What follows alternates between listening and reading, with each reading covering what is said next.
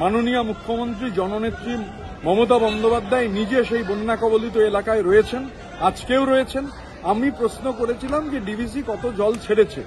ডিভিসির জল ছাড়ার পরিমাণে উত্তরে ওরা জানিয়েছে যে 18ই জুন থেকে 15ই জুলাই, মানে এক মাসও নয়, তার মধ্যে ওরা জল ছেড়েছে 27,987 লক্ষ কিউবিক মিটার। আমরা বলছি যে 2 মাসে, জুন এবং জুলাই মাসে ডিভিসি জল ছেড়েছে 50,02,087 লক্ষ কিউবিক মিটার। অভাবনীয়। এবং এটা মনে রাখতে হবে 2023-এর থেকে এই পরিমাণ হচ্ছে 30 গুণ, 2024-এর থেকে 11 গুণ। আমি জানতে চেয়েছিলাম যে রাজ্য সরকার, বাংলার সরকারের সঙ্গে আলোচনা করা হয়েছে কিনা। তার হ্যাঁও নেই, নাও নেই। আলোচনা করেছেন, আলোচনা করলে হ্যাঁ বলুন, আলোচনা করলে না বলুন। উত্তরে রয়েছে একটা কমিটি রয়েছে। আরে কমিটি রয়েছে তো আমরাও জানি। কমিটি থাকলে কি হচ্ছে, আলোচনা হলো। তার মানে বাংলার সরকারকে অন্ধকারে রেখে, বাংলাকে না জানিয়ে এই যে বিপুল পরিমাণ জল, অভাবনীয়।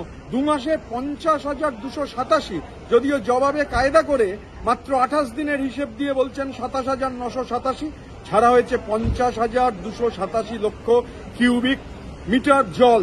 এবং আমাদের গোটা দক্ষিণবঙ্গের ফসল ধ্বংস হয়ে গেছে, দক্ষিণবঙ্গের বাঁধগুলো ধ্বংস হয়ে গেছে, দক্ষিণবঙ্গের রাস্তাঘাট ধ্বংস হয়ে গেছে, ঘরবাড়ি ধ্বংস হয়েছে, গবাদি পশু ধ্বংস হয়েছে, মানুষ পথের ভিখিরি হয়েছেন। বাংলাকে ডুবিয়ে দেওয়ার জন্য কেন্দ্রীয় সরকারের দেশবিরোধী যে ষড়যন্ত্র, তার অংশ হিসেবে ডিভিসি এই ষড়যন্ত্র করছে।